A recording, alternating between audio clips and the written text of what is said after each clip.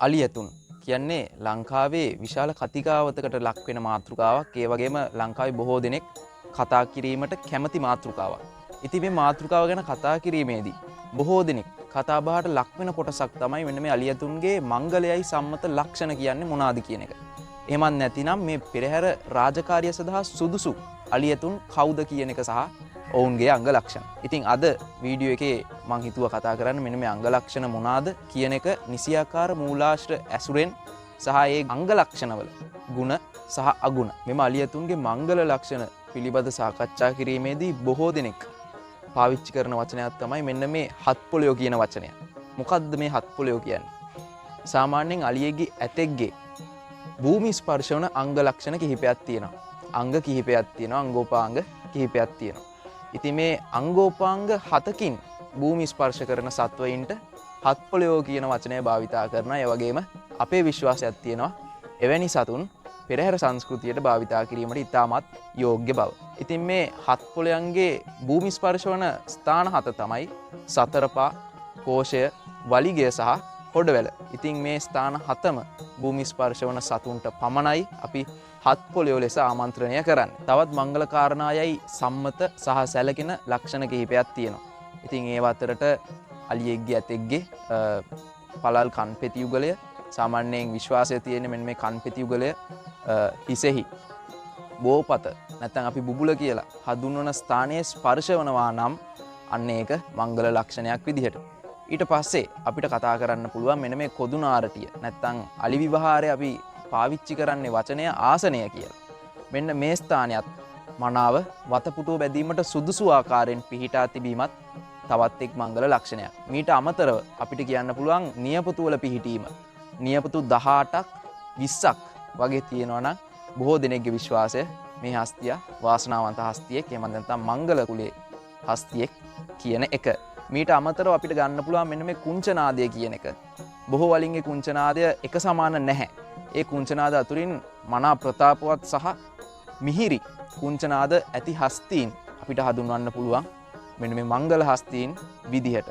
දල ඇතුන් පිළිබඳ සාකච්ඡා කිරීමේදී විශේෂ වශයෙන්ම මංගල ලක්ෂණයක් යයි සම්මත වෙලා තියෙන්නේ කුල්ලක් හැඩයට දල දෙක තියෙන හස්තීන්. එහිදී දකුණු දලය වම් දලයට වඩා උඩින් පිහිටා තිබීම හොඳ කාරණයක් හැටියට තමයි විශ්වාසය. අතීත මුතුන් මිත්තන් එහෙම නැත්නම් අපි විශ්වාසයේ තියෙන ඍෂිවරුන් කියලා මේ පිරිස අපේ දැනුම් පද්ධතියට එකතු කරලා තියෙනවා මේ හීලේ අලියතුන් සහ අලියතුන් සම්බන්ධයෙන් විශාල දැනුම් පරාසයක්. ඉතින් අද අපේ වීඩියෝ එකට මං කිව්වා මූලාශ්‍රය ඇතුව තමයි අද තොරතුරු සපයන්නේ කියලා. ඉතින් අද දින අපේ මූලාශ්‍රය වන්නේ අලිතෝරණ පොත කියන ලියවිල්ල. ඉතින් මේ ලියවිල්ලේ සඳහන් වෙනවා අර ගුණ සහ නුගුණ කියන අලියතුන්ගේ ලක්ෂණ. ඒ කියන්නේ අතීතයේදී බොහෝ දුරට අලියෙක් ඇතෙක් එකතු වෙන්නේ රාජකීය ඇත්ගාලට. ඉතින් එහිදී විශේෂ වශයෙන්ම රජතුමාට ගුණයක් සපයනවද මෙන්න මේ හස්තිය, අගුණයක් සපයනවද මෙන්න මේ හස්තිය කියන එක පිළිබඳව බොහෝ දුරට සැලකිලිමත් වුණා අපේ මුතුන් මිත්තන්. ඉතින් මේ පිළිබඳව සහ ඒ වටා වෙනත් සංස්කෘතියක් වෙනත් දැනුම් පද්ධතියක්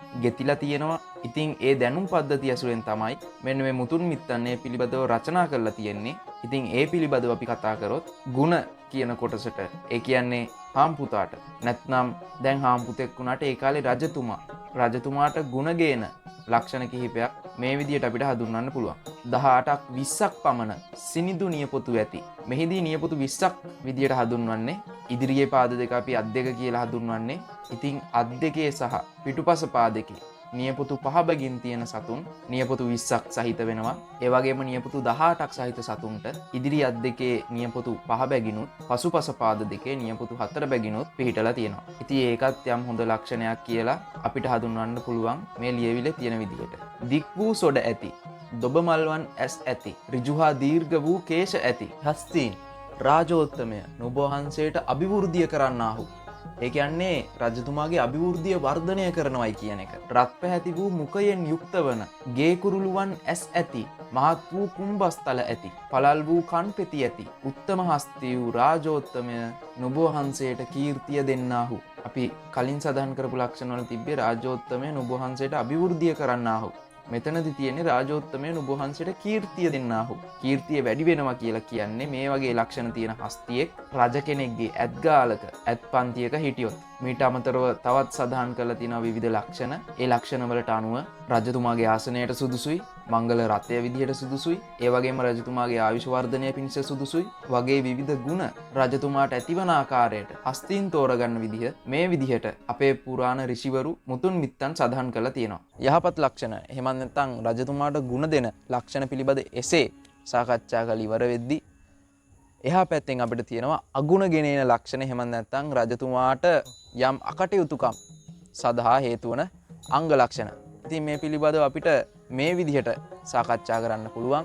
කවුඩන් හා වදුරන්ගේ ඇස් ඇති සඳහන් කරලා තියෙන විදිහටම කිව්වොත් කුණු නියැත්තාහු, ඒ කියන්නේ කුණු වෙච්ච නියපොතු ඇති, ලෝම නැති, ඊතා ලුහුඩු වූ කන්තල, දල ඇති, විරූපී ශරීර ඇති හස්තීන් රාජෝත්තමයන් ඔබ වහන්සේට දුක් දෙන්නාහු, ලාමක වූ දෝෂ කරන්නාහු, අල්පායුෂ ඇති කරන්නාහු යනාදී වශයෙන් දක්වලා තියෙනවා.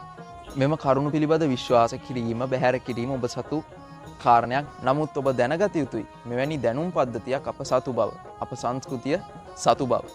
මේ සඳහන් කරපු කරුණුත් ඇතුළුව අලියතුන්ගේ දසකුලය පිළිබඳ අපි කලින් කතා කරානේ. ඒ වගේ කාරණාත් ඇතුළුව මෙන්න මේ අපේ සංස්කෘතියේ තියෙන බොහෝ දේවල්, අපේ දැනුම් පද්ධතිය දකුණු ඉන්දියානු ආభాසයෙන් නිර්මාණය වූවා කියලත් අපේ විශ්වාසයක් තියෙනවා. ඉතින් මේ කරුණු පිළිබඳව වැරදි නිවැරදි කිරීම, එහෙමත් නැතිනම් ඔබ දන්න තවත් දේවල් තියෙනවා නම් පහලින් කමෙන්ට් එකක් දාගෙන යන්න පුළුවන්. ඒකට ඔබට සම්පූර්ණ නිදහස තියෙනවා. තවත් දවසක මේ වගේ වීඩියෝ එකක් ගෙනීමේ බලාපොරොත්තු වෙන්න. අදට මම සමුගන්නවා මේ Trunked Hearts dedicated to elephants.